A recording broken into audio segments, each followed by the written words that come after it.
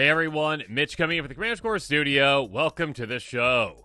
So, on today's episode, I've got some amazing, underrated, hidden gem commanders that you might not have even heard of or you've forgotten about. Yeah, there's a lot of commanders coming out every single year, so I don't blame you. That being said, let's jump into these hidden gems that you should be building around. Starting things off at rank 800 with Garna, bloodfist of keld, a absolute gem. When it comes to a commander, if you look at, the little symbol right there, like, oh, it's just uncommon. There's no way it could be good. Yeah, do not sleep on uncommon commanders. A 4/3 Human Berserker for 4 mana in Rakdos. Whenever another creature you control dies, draw a card if it was attacking. Otherwise, Garna deals 1 to each opponent. Here's the thing. Yeah, you can control a lot of the time when your creatures die. I mean, you're in Rakdos. You got so many sacrifice outlets. So, hey, attack and sacrifice when you want to if you want to draw cards, or just don't attack and sacrifice creatures when you need to ping opponents too. So you have both card advantage as well as punishing effects on your opponents. You got a lot of ways to take advantage of that. Again, like Viserys here. Very simple, very effective. Sacrifice outlet. 1/1 for 1 mana. Sacrifice creature, scry 1. A great amount of, again, sacrifice value here. Just card selection. Great card selection with that scry 1. But on top of that, of course, card advantage with your commander when you're attacking and sacrificing. And of course, you've got so many ways to make so much creature fodder. Loyal Apprentice, a great example of that. 2/1 hasty human artificer that has the beginning of your turn combat.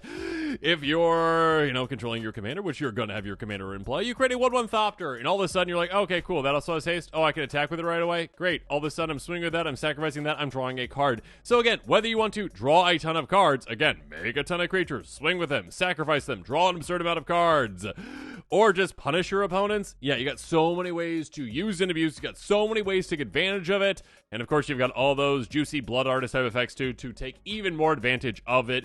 Decimate your opponents with this in absolutely no time. Do not sleep on this uncommon commander. Most definitely a hidden gem.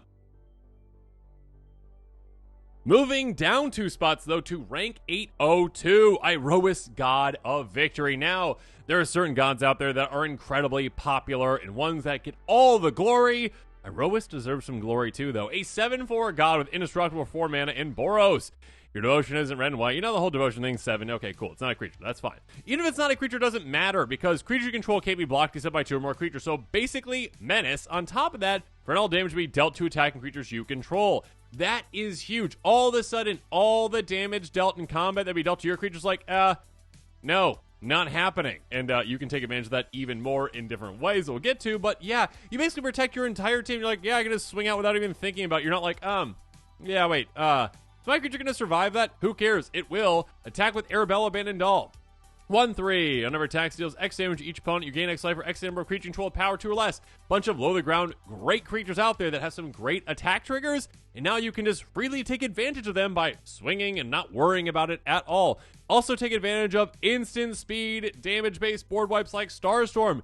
X damage each creature, and again, if your creatures are attacking, no damage is going to be dealt to them. So all of a sudden, you swing, you cast this, you wipe out your opponent's creatures, but the damage dealt to your creatures that are attacking is prevented. So yeah, basically, it's just swing here, swing there, swing everywhere without even worrying about it. Take advantage of all those triggers, and also wipe your opponent's boards. One-sided board wipes. What's not to love about that? Rank 802 definitely deserves to be higher up.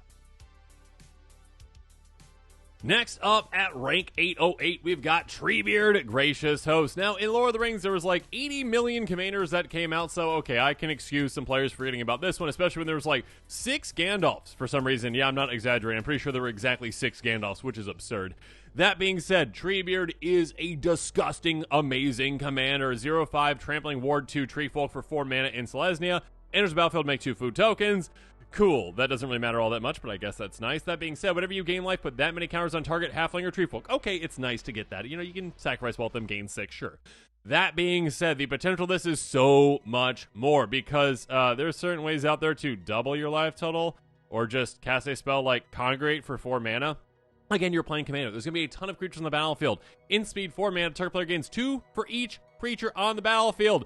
You're going to be targeting yourself. So again, say there's 10 creatures on the battlefield. Cool. All of a sudden, your commander gets 20 counters on it. And again, that's basically a minimum. You get to a certain point. You get certain decks out there that are making a bunch of tokens. They think they're so clever. And you're like, okay, cool. I swing. And they're like, okay, I'll block with a couple creatures. You're like, all right. I congregate, it gets +40, and you're gone. Yay! Also, other great effects to really take advantage once you really get things rolling, like Predator's Rapport. Okay, all of a sudden you choose target creature control, you gain the creature's power plus its toughness.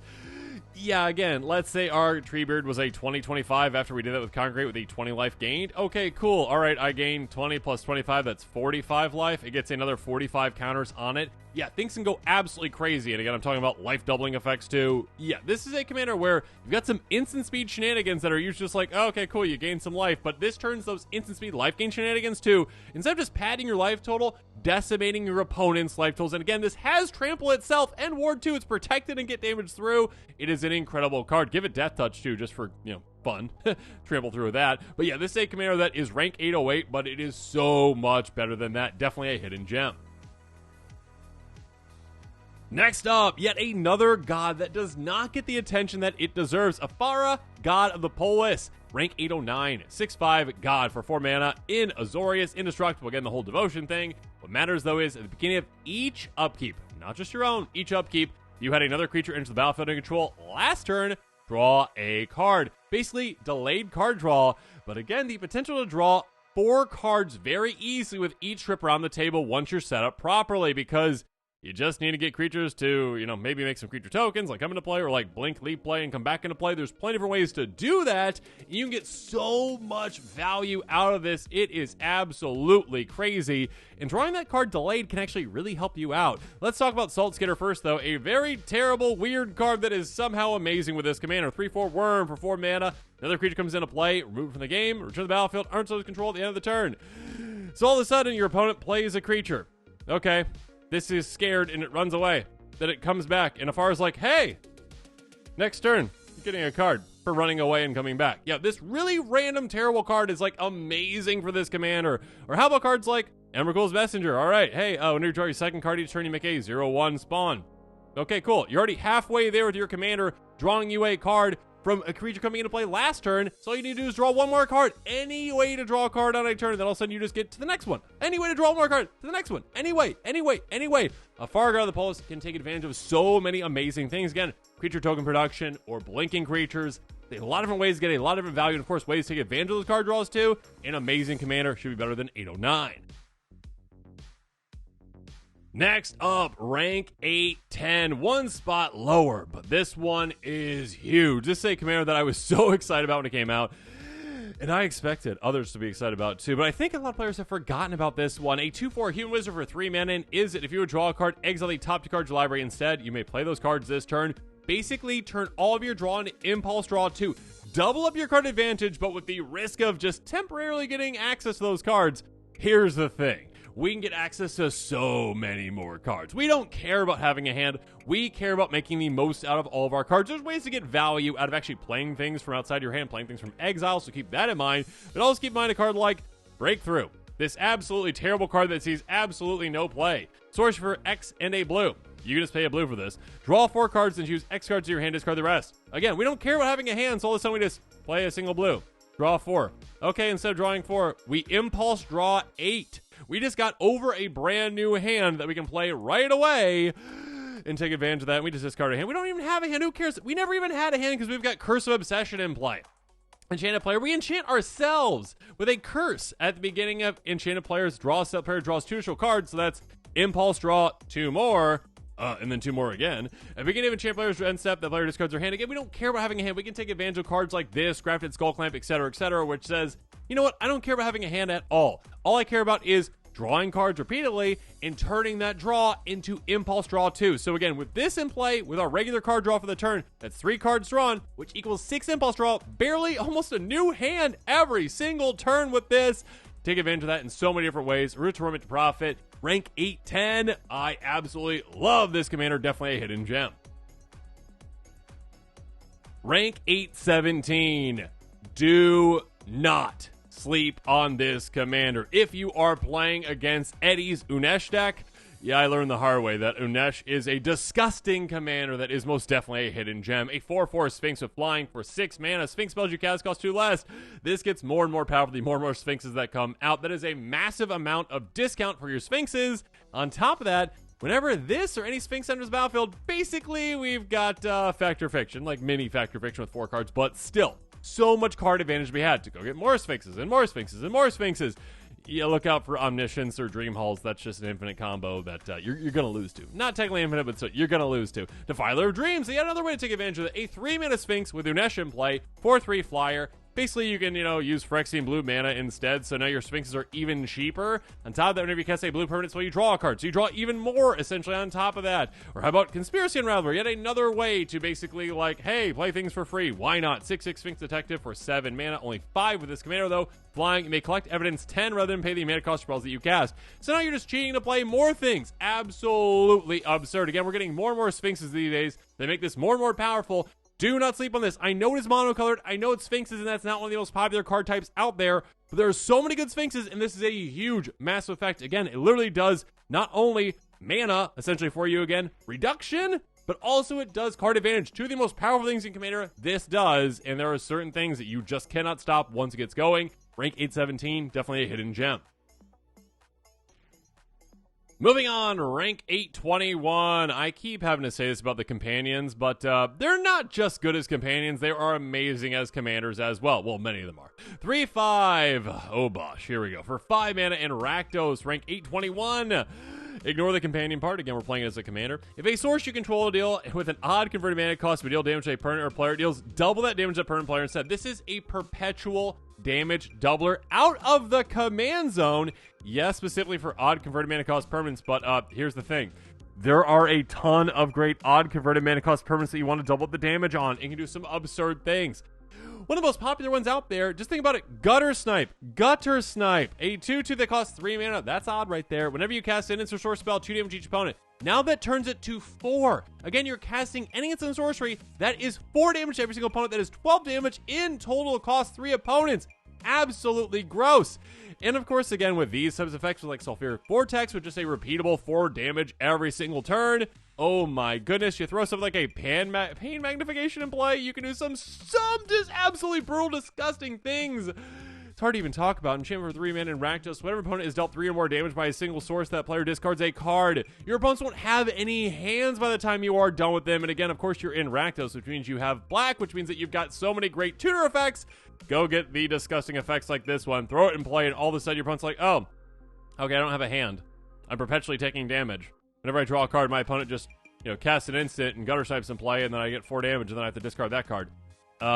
Yeah, it's game. Yeah, Obosh is disgusting. Again, it is a group slug commander that does the doubling up effect just out of the command zone. Yes, just for odd converted mana cost, but again, go find a list. There's so many great odd converted mana cost cards out there. It's not just an amazing companion, but it is an amazing commander as well. Currently rank 821. Next up, Birgi, God of Storytelling, and I've got a story to tell you about how rank 833 is way too low for this one. 3/3 God for 3 mana in red. Whenever you cast a spell, add red. Literally, if it just stopped there, that would still be on this list as a commander that is absurdly underrated, a hidden gem.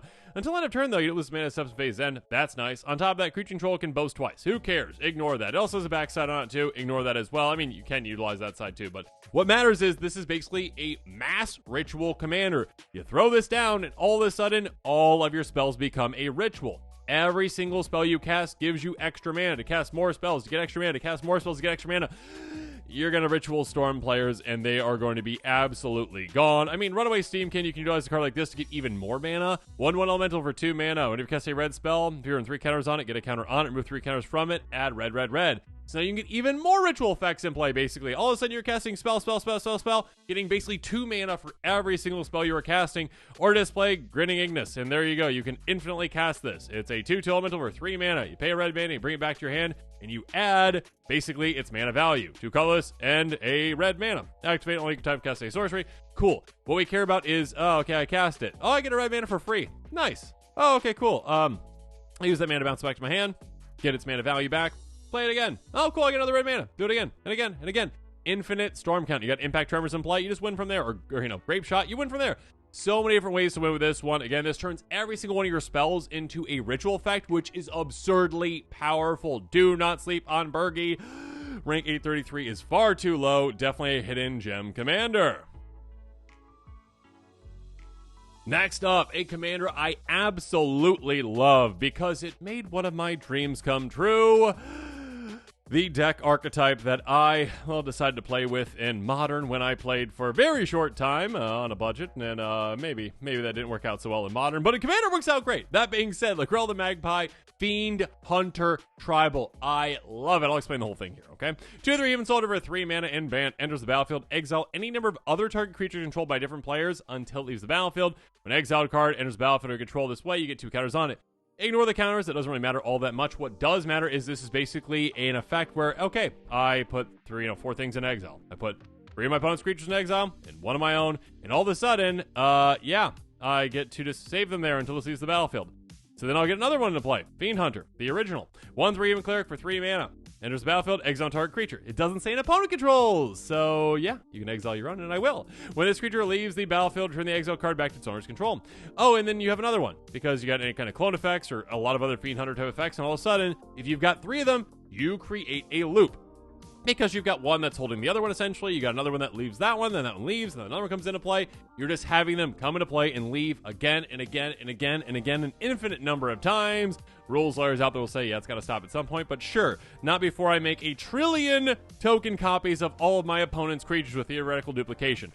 Also, if I got like any of the Soul Sisters in play, I gain infinite life. There's plenty of ways to win from there, but this is my favorite one. Instant speed for 3 mana in blue. Whenever a non-tone creature enters battlefield under opponent's control this turn, create tokens copy that creature. So all those creatures that Lagrella was holding hostage, essentially, yeah, now I'm just getting in, not infinite, technically rules lawyers out there, but a trillion of each of their creatures. And I get all those ETBs, all the LTBs, all the things. Lagrella the Magpie, again, Fiend Hunter Tribal is so much fun. Rank 835, should be higher than that. Finally, rank 847, Lumra, Bellow of the Woods. This is a commander that is, well, oh my goodness, a bear, but it is not a bear in the bear way. It is a star elemental bear, so already it's not a bear because it's not a 2/2. It also costs 6 mana, so it's not a bear there because, well, it costs 6 mana and not 2, but it is a bear because it's, well, a bear creature type. Anyways, vigilance, reach, power toughness equal to the number of lands you control. That's already nice, but what really is important, what is disgustingly powerful is when it enters, mill 4 cards and return all land cards from your grave to the battlefield tapped. Now, here's the thing. You are in mono green. There's only so many ways to use and abuse an ETB. Like Conjurer's Closet, sure. Okay, Voyager Staff, sure. Teamer Sabertooth, sure. Absolutely. That being said, yeah, there's other colors out there that are better about, blinking creatures and using and abusing an ETB. You only need this ETB once and you probably win though, because here's the thing. You set yourself up with a bunch of landfall triggers in play, like say Rampaging Bayloss, 6/6 beast with trample with landfall for 6 mana. Whenever land control enters, you may create a 4/4 green beast creature token. Yeah, you basically turn all of that into a scape shift essentially when you play something like a Zern Orb. For 0 mana artifact, sacrifice a land, you gain 2 life. So, commander's like, hey, okay, I'm entering the battlefield, and Zern Orb's like, alright, sacrifice every single one of my lands, gain some life, cool, awesome. By the way, now all of a sudden, all the lands are in my graveyard from, maybe discarding lands, maybe cycling lands, maybe milling lands, maybe sacrificing them. I get all of them back into play and all those juicy landfall triggers for a massive, massive, massive turn where, again, I just had to play my commander once and all of a sudden I wiped out my opponents. Of course, you can play it multiple times, too. Again, it's not just blink effects that you can utilize. You can, use sacrifice outlets. Sacrifice this all of a sudden, and then, oh, okay, cool. Awesome. Yeah, greater good, sacrifice this, draw a bunch of cards.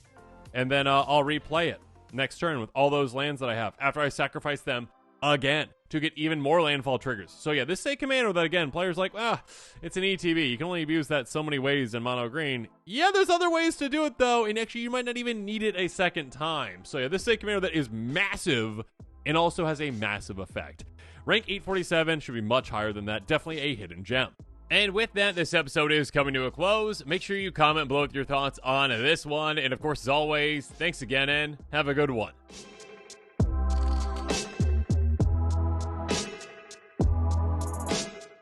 This show and episodes like this one are possible thanks to viewers like you. If you're looking for an easy way to help support this show, make sure that you like, share, and subscribe. Also, hit that bell notification icon so you don't miss any new episodes. You can also go check out our playmats and other merchandise at thecommandersquarters.com. Another easy way to support this show is with our TCG player affiliate links. So whether you're buying a deck or individual cards, you can use this general link right here or one in the description. And the final way that you can support this show is by supporting us directly by becoming a patron. There are many benefits to being a patron, and I truly couldn't do this without all of their support.